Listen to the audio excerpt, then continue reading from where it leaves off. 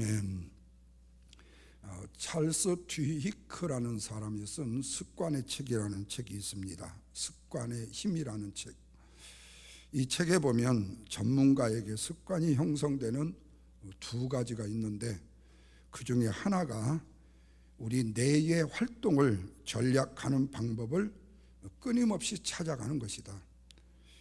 그리고 또 하나는 상식적인 판단을 무시하고 매달리게 만드는 일에 강하기 때문이다. 이런 이야기를 집중적으로 했습니다. 그러니까 우리가 예를 들자면 어떤 아침 운동을 한다. 그러면 아침 운동이 우리에게 굉장히 상쾌하죠. 그리고 우리에게 굉장히 좋은 마음을 가져다 줘요. 그러다 보니까 이게 좋아지니까 내일도 하게 되고 모레도 하게 되고, 그래서 습관적으로 운동을 하게 된다는 겁니다. 뿐만 아니라 우리가 흔히 하는 이 양치질도 그렇죠. 밥을 먹고 나면은, 뭔가를 먹고 나면 반드시 양치질을 해야만 직성이 풀리는 분들이 있죠. 마치 역사적 사명을 가진 분처럼요. 그런데 그게 왜 그러냐면요, 그 양치질을 하고 나면 입안이 덥덥한 것이 시원해지고 깔끔해지는 거죠. 그러다 보니까 뭔가를 먹고 나면 양치질을 하는 습관이 자리를 잡게 됐다는 겁니다. 그래서 습관이라는 변화의 황금률은 우리가 꼭 기억해야 될 게 있어요. 나쁜 습관은요, 절대로 사라지지 않는다는 거예요. 그러면 나쁜 습관이 사라지지 않으면 어떻게 되는가? 다른 행동으로 바뀌어지는 것뿐이라는 거예요. 그러니까 우리가 좋은 습관을 기르는 것은 굉장히 중요하다.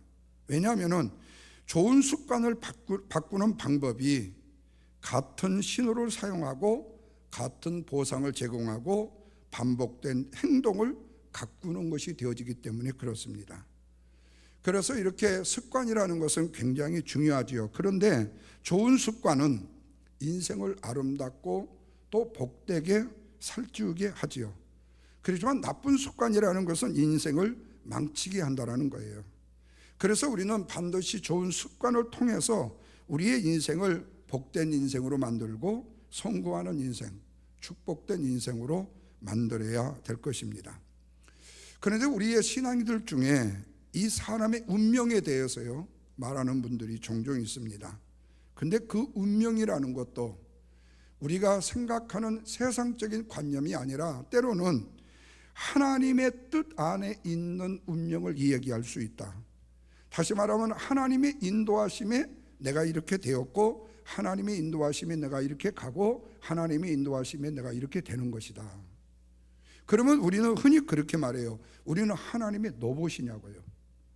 여러분, 요즘에 이메일을 연다거나 이메일의 패스워드를 바꾸려고 한다면요, 순서 중에 하나를 딱 치면은요, 나는 당신의 로봇이 아닙니다. 맞습니까? 틀립니까? 거기에 딱 나와요. 이게 무슨 얘기인가 했는데, 이 말은 뭐냐면은 내가 지금 내 패스워드를 만드는 것은 내 자유예요. 뭐에 붙잡힌 바 되지 말라는 뜻으로 저는 이해를 했어요. 그런데 우리가 하나님 앞에 운명을 얘기한다는 것은 어쩌면 전적으로 말하면 하나님에 대한 전적 신뢰를 말하는 것이고, 세상 말로 나쁘게 말하면 하나님께 맹종하는 것이라고 말할 수도 있어요. 그런데 문제는 그거예요. 오늘 우리 사람이 가지는 이 습관 자체가 결국에는 뭐를 만들어 버리냐? 운명을 만들어 버릴 수도 있다는 거예요. 그렇다면 하나님이 운명도 주관하신다고 생각하면 하나님이 서한하신 뜻에 따라서 순종해 가면 우리의 운명이 좋아지지만, 하나님의 뜻이 아닌 내 습관에 따라서 나쁜 습관으로 가게 되면 우리의 운명은 나빠질 수밖에 없다는 거죠. 그래서 우리가 흔히 습관이 우리의 운명을 만든다는 말을 합니다. 근데 문제는 우리 신앙인들에게 말씀을 드리는 거니까 종교적인 습관에 물들어 버린 분들이 종종 있습니다. 이 말은 주일날 교회를 나와요. 하나님을 믿고 안 믿고에 상관이 없이 교회에 안 나오면 불안하니까 주일에 교회에 나오는 거예요. 그러니까 이런 사람들은 종교의 습관을 가지고 내 자신이 하나님에 대해서 믿음이 있다라고 내가 착각하는 사람이에요. 아마 오늘날에는 팬데믹 이후로 지금 집안에서 예배를 드리는 사람들은요 더 엄청나게 그럴 거예요. 나는 지금 예배 드리고 있다. 그러니까 영상의 예배라도 안 드리면 불안한 거예요. 그러니까 영상 예배로 드려야 내가 예배를, 죄송한 표현이에요, 땜빵한다고 생각하는 거예요. 그래야 마음이 안심이 되는 거예요. 근데 이것이요 점점 습관이 되면 뭐냐면 이제는 집안에서 예배를 드려야 된다는 거예요. 제가 어제가 그제건가 이 얘기 드렸잖아요. 이 영상 예배를 없애야 돼요. 예. 이전에 영상 예배 없어도 우리 신앙생활 잘했잖아요. 이 신앙생활에 하나의 저해가 되는 거예요. 영상 예배. 예. 이거 참 힘들어요. 예. 그리고 영상 예배를 들어보면요, 세계 유명한 목사님들, 수많은 사람들이 유튜브만 열면은요, 뭐 그냥 우죽순처럼 나옵니다. 예. 근데 그것 듣고 예배 드린 거예요. 예. 그래서 습관이라는 것이 굉장히 무서운 거예요. 습관이라는 것이 하나님 대신 자리를 잡을 수 있기 때문에 그렇습니다. 그래서 죄를 짓고도 죄인지를 모르는 거예요. 심지어는 심각한 죄를 범하면서도 걱정도 하지 않고 회개도 하지 않는다는 거예요. 그렇다면 이렇게 잘못된 습관이라는 것은 누가 주는 병인가? 하나님이요? 아니죠. 바로 마귀가 주는 병인 것입니다. 여러분, 이스라엘 백성들은 430년 동안 애굽에 종살이를 했습니다. 그러다가 쉽게 들어갈 줄 알았던 가나안 땅을 눈앞에 두고 광야에서 약 40년이라는 기간 동안 수없는 고생을 하게 됩니다. 그런데 이들이 가나안의 정복을 위해서 하나님께서 전쟁의 승리의 비법을 여호수아 6장 18절에서 이렇게 말해요.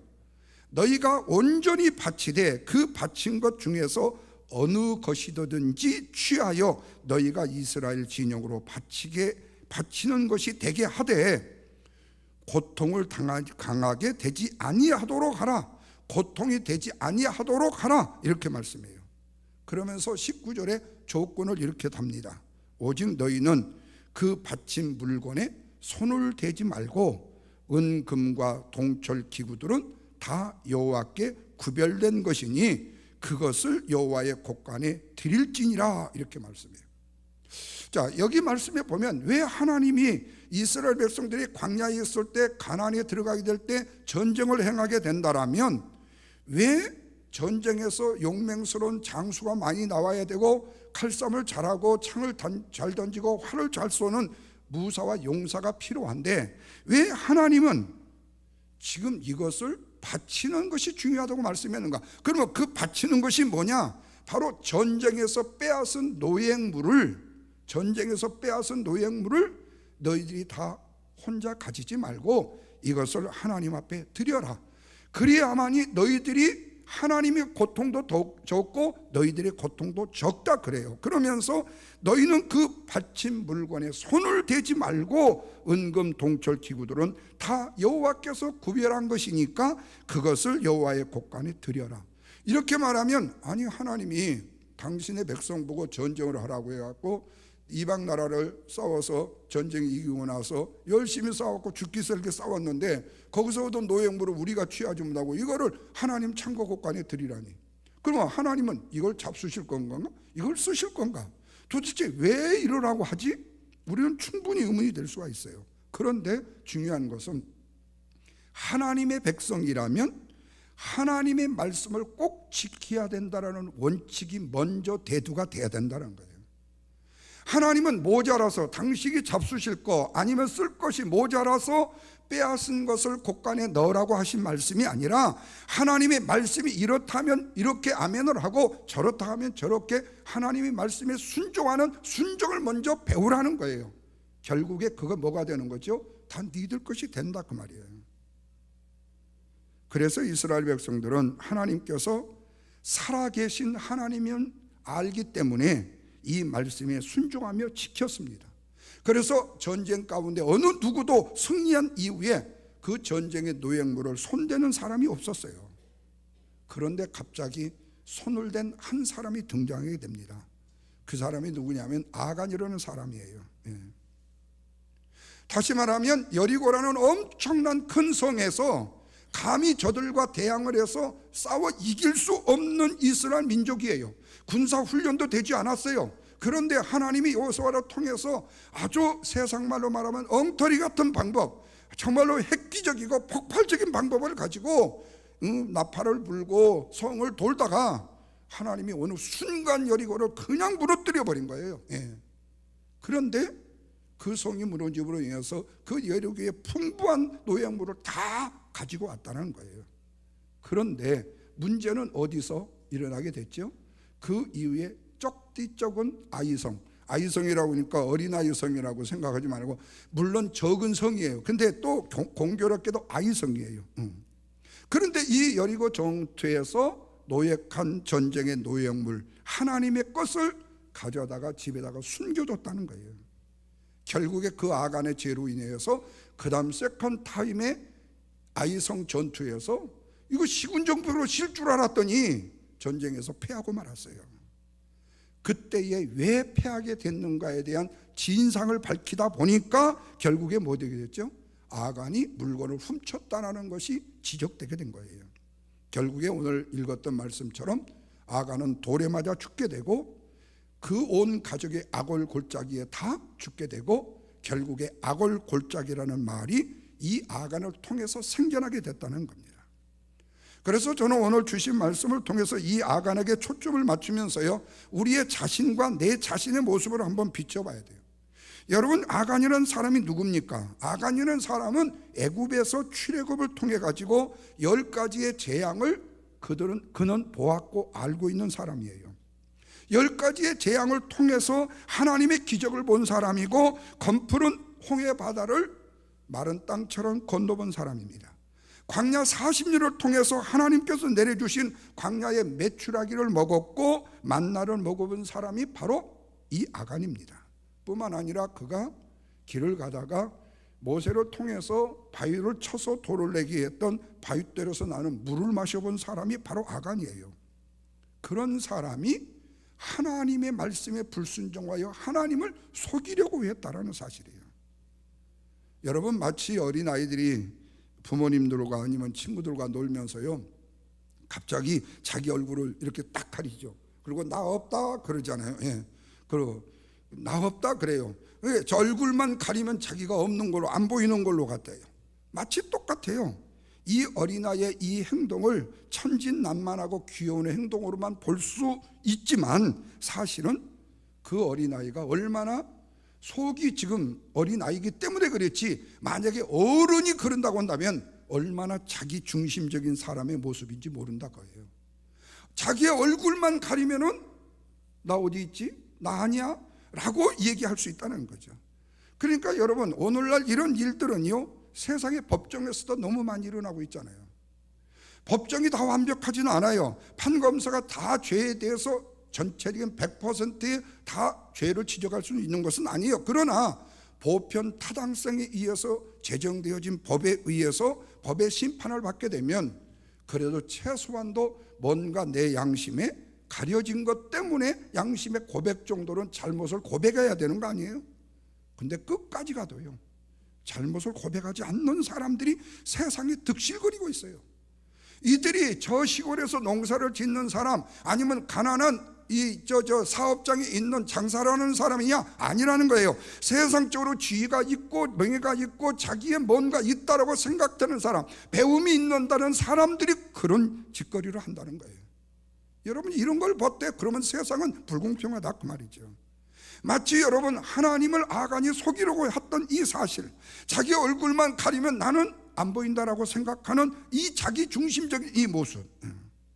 그러니까 아간도 하나님의 말씀을 하셨음에도 눈 가리고 아웅하는 식으로 죄를 범하게 된 거죠. 왜 그랬는가? 그것은 물질에 있어서 욕심의 습관이 되어져 버린 사람이었다는 사실이죠.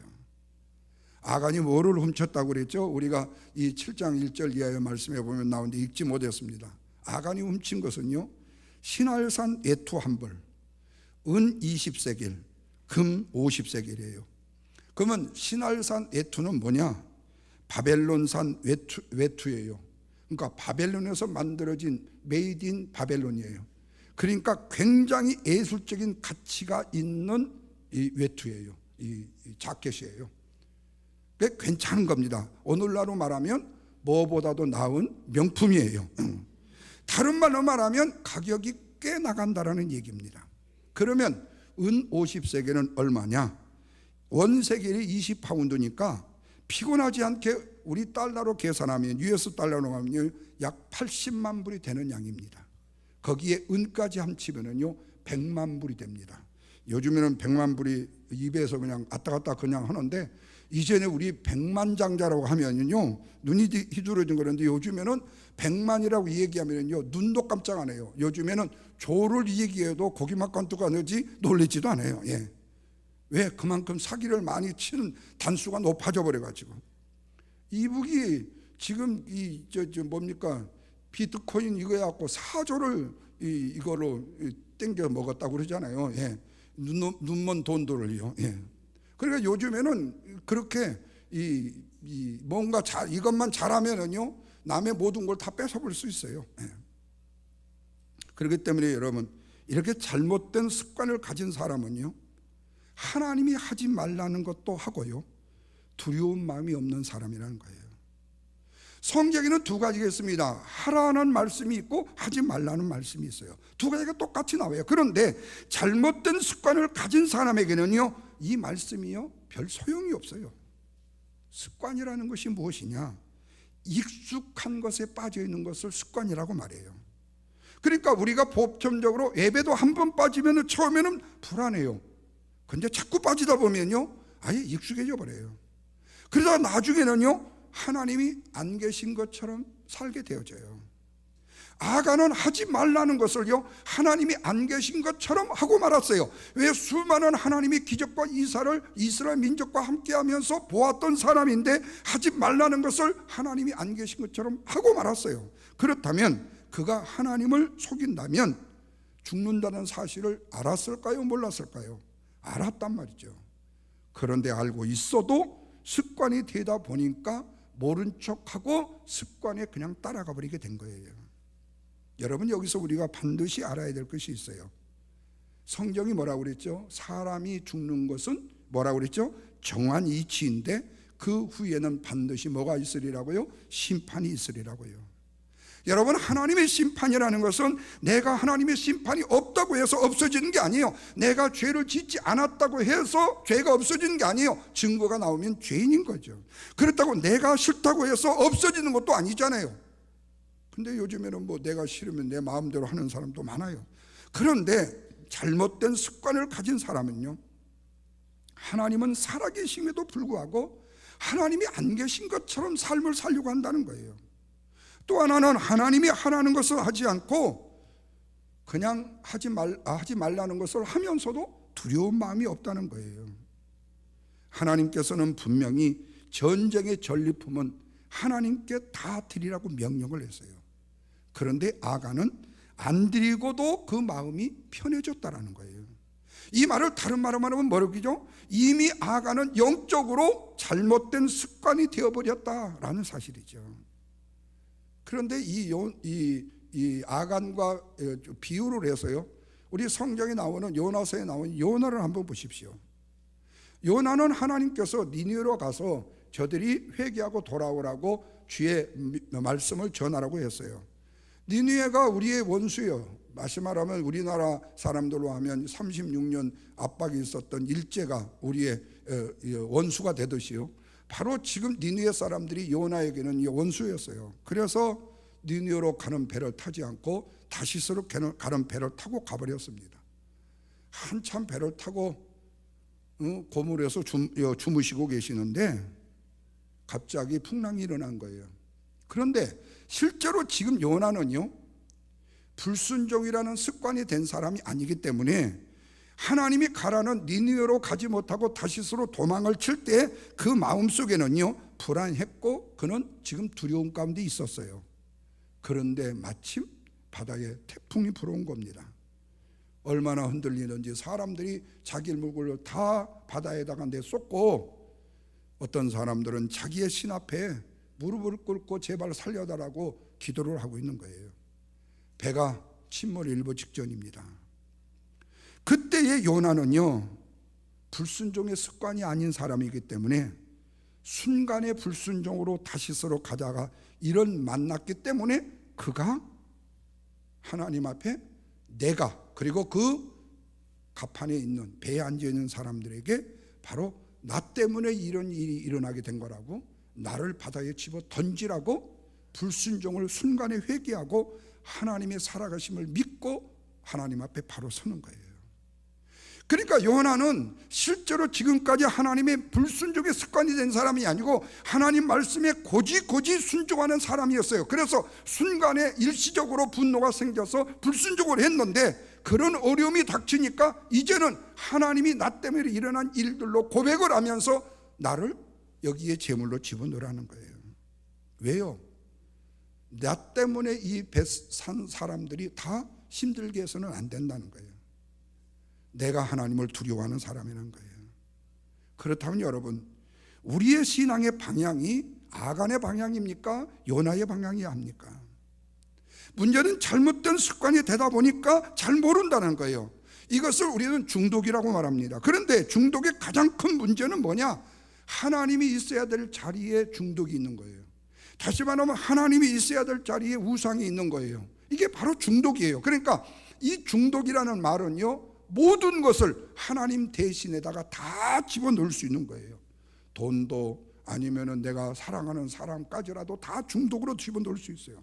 그러면 이렇게 중독이 무서운 것인데 어떻게 이 중독이 되어 가는지 그 과정을 보면 이렇습니다. 첫째 단계는요, 접촉이에요. 터치예요. 사람들은 무엇이 중독되기 전에 어떤 한 가지에 접촉을 하게 됩니다. 예를 들어서 우리는 예수님의 제자 중에서 배신자가 생긴다는 것에 대해서요, 주님이 제자들의 교육을 잘못 시켜가지고 저렇게 가룟 유다 같은 사람이 나오는 거 아닌가? 라고 의심을 가질 수가 있어요. 그런데 잘 기억하셔야 돼요. 범인은요, 교육이 아니에요. 범인은요, 우리들의 죄 때문입니다. 죄가 내 안에 있는 것만이 아니라 내가 죄고 바로 죄가 나라는 사실이에요. 이것을 인지하지 못하고 우리는 교육하면 모든 것이 사람이 다 변화된다고 생각해요. 물론 일정은 변화될 수가 있어요. 그러나 우리의 본질은 절대로 교육으로 변화되는 것이 아니에요.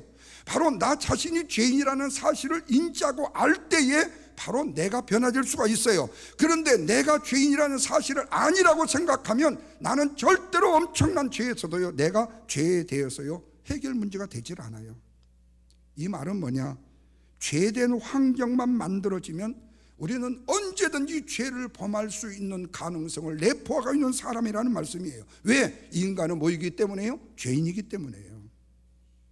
여러분, 가룟 유다가 예수님 앞에 3년 반 동안 교육을 못 받아가지고 은혜를 못 받아가지고 예수님을 배신한 것이냐? 물론 가룟 유다의 변명이라는 영국에 보면은 예수님이 진짜 신인가 아닌가를 한번 시험해 보려고 했다라고 어떤 사람이 글을 써가지고 이상한 연극을 만든 그것도 있지만요, 그렇다고 가룟 유다가 예수님이 설교하는 중에 졸았기 때문인가? 여러분, 은혜를 받을 만한 사람이 됐기 때문에 회개를 감당했잖아요. 돈을 담당을 했잖아요. 그렇다면 문제는 뭐예요? 그 마음이 돈과 접촉이 됐다는 거예요. 야, 저 마리아라는 여인이 300데나리온에 저렇게 비싼 향유를 그냥 박삭 깨가지고 예수님의 발 앞에 부으면서 머리털로 씻는, 저 미친 짓을 왜? 저걸 팔아가지고 이걸 오면 300데나리온, 우리 한 사람이 1년 직장이 다니는 사람들의 봉급을 전체 모은 돈인데 결국에는 돈을 만지면서 돈을 좋아하게 된 거예요. 그러면 주님이 돈을 만지다 보니까 돈보다도 주님이 먼저야 되는데 주님이 먼저가 아니고 돈이 먼저 돼요. 돈이 점점 좋아지기 시작하는 거예요. 아간도 하나님이 살아계심을 몰랐을까요? 그리고 가룟 유다도 하나님에 대한 그 믿음이 없었을까요? 알았단 말이에요. 그런데 아간이 신할 외투를 만져보니까 야들야들 보들보들 너무 좋은 거예요. 명품 중에 명품인 거예요. 지금까지 내가 이거를 본 적도 없고 만져본 적도 없고 입어본 적도 없다는 거예요. 하나님이 생각이 안 날 정도로 좋아진 거예요. 바로 이것이 뭔 줄 아세요? 접촉, 중독의 초기 증상이에요. 두 번째는요, 점령 단계입니다. 초기를 지나고 나면요, 마음이 완전히 이제는 빼앗긴 단계로 들어가요. 안지나 서나 당신 생각이 아니라 안지나 서나 명품 생각만 나는 거예요. 마음이 점령을 당하면 사람은요 액션으로 가게 돼 있어요. 행동으로 옮기게 돼 있어요. 여러분, 저와 여러분들이 대한민국 사람이니까 뭐 우리 미국에서는 성형수술이 별로 없습니다만은 뭐 저도 이 눈탱이 하나 좀 이렇게 해봤는데 하나님이 못 알아보실 정도로 성형이 많은 나라가 우리 대한민국이라고 하잖아요. 그런데 그 성형을 위해서는요 엄청난 돈이 들어가잖아요.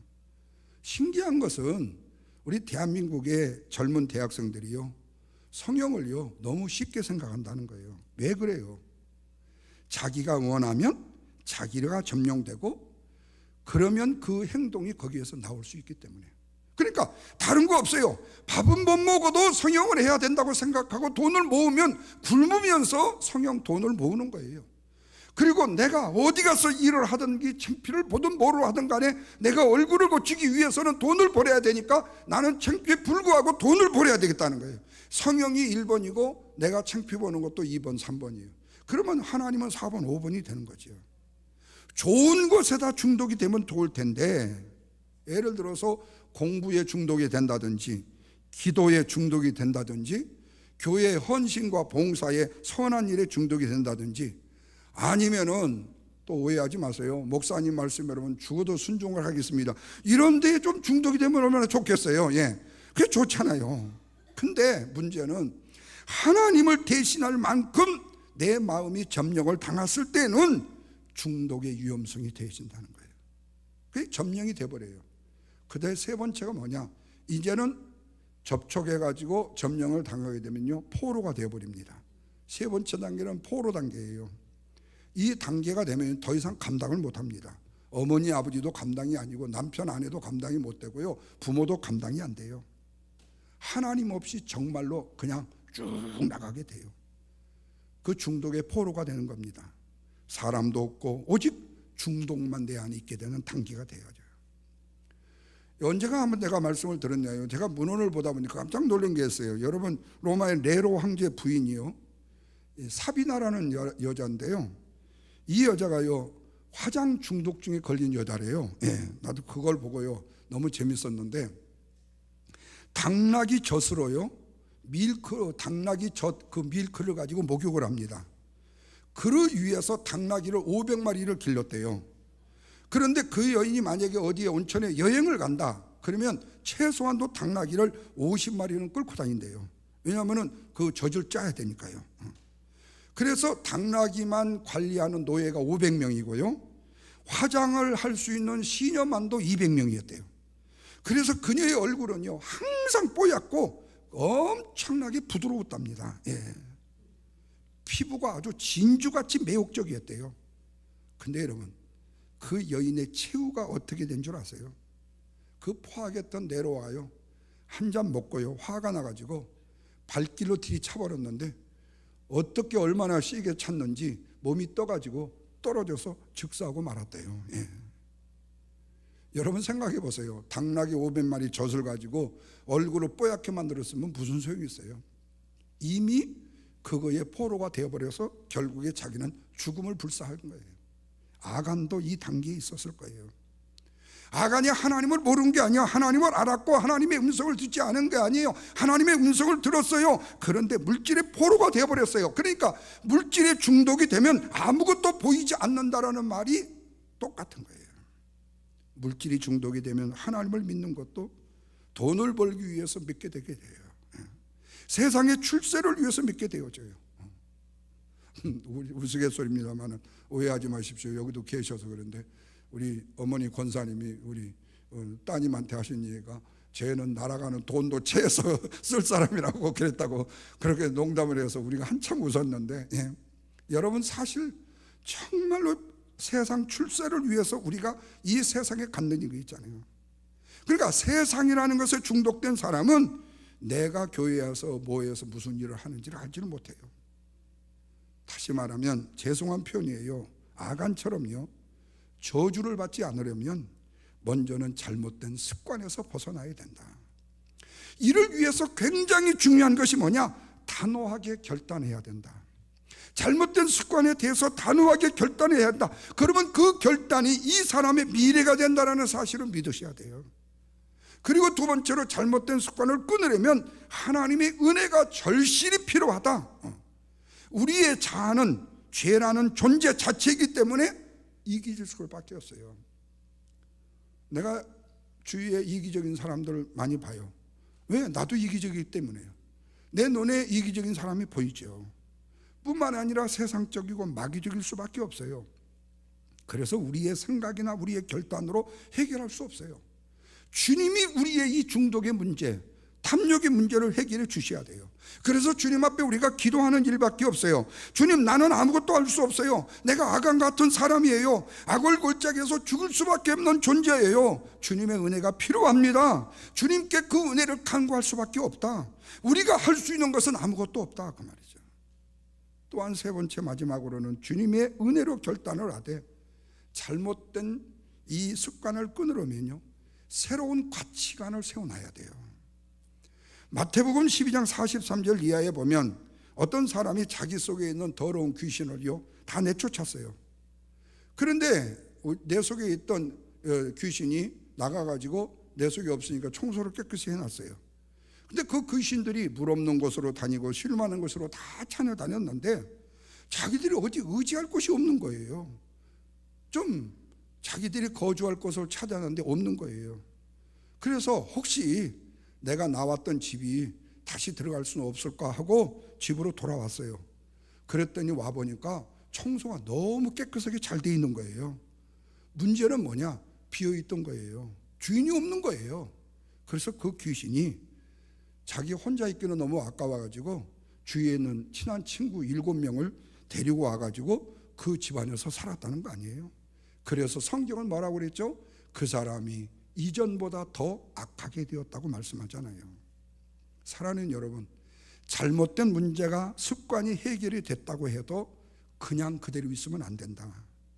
마귀가 다시 그 안으로 들어가려고 하기 때문에 도리어 악화가 된다. 그렇기 때문에 새로운 가치관의 체계를 내 안에 세워야 된다. 영적인 말씀으로 무장을 하든지 기도로 무장을 하든지 영적 세계를 내 안에 다시 세워야 된다. 그 언젠가 말씀드렸잖아요. 한국에서 작은 목자 제자 훈련을 시켜놨더니 교인들이 교만하게 그지없어지고 엄청나게 이상하게 변하는 거예요. 따질 것만 더 따지게 되고요, 말씀을 들이대면서 따지는 거예요. 제자 훈련을 시켜놓으니까요. 그래서 여러분, 종종요 은혜를 받고 나가지고 주님과 멀어지는 경우들이 종종 있다라는 거예요. 왜 은혜를 받았는데 점점 멀어져야 됩니까? 다시 말하면 그 은혜를 잘못 사용할 거예요. 그러니까 잘못된 습관을 해결했으면 새로운 가치관을 마음속에 세워야 되는데 못된 습관이 들어가지 못하도록 해야 되는데 그 안에 복음을 넣어야 되는데 오직 주님밖에 없다는 것을 넣어야 되는데 그렇지 못하니까 더 악한 귀신이 내 안에 들어오게 되는 거예요. 그렇게 되면요, 새벽을 깨어 기도하게 되고요, 깊이 말씀을 묵상하는 기회들을 가져야 되잖아요. 이게 바로 우리의 새로운 체계를 세우는 거예요. 사랑하는 성도 여러분, 결론입니다. 어쩌면 우리는 이 세상을 살아가면서요, 그 무엇인가 한 가지에는요 중독이 돼 있다고 해도 무리한 일은 아닐지 모를 거예요. 물론 다 좋은 일에 중독이 되셨으면요 뭐 그대로 끝나는 일이고, 그렇다면요 우리가 그 무엇인가에 중독이 되었다면 이왕에 우리는 세상 것에 중독이 되기보다 예수님께 중독이 되면 더 좋지 않겠어요?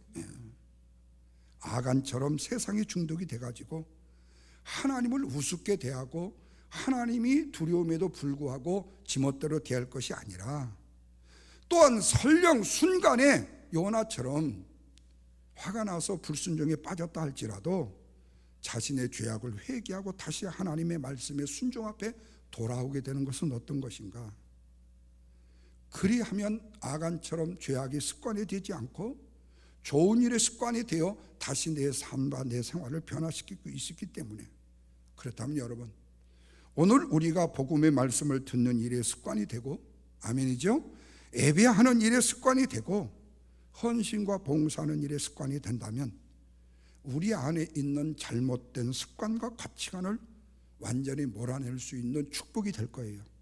그리고 우리는 주님께만 중독된 행복한 인생을 살아가는 저와 여러분이 될 것입니다. 이 아름다운 주의 축복을 누리시기를 주님의 이름으로 축원합니다.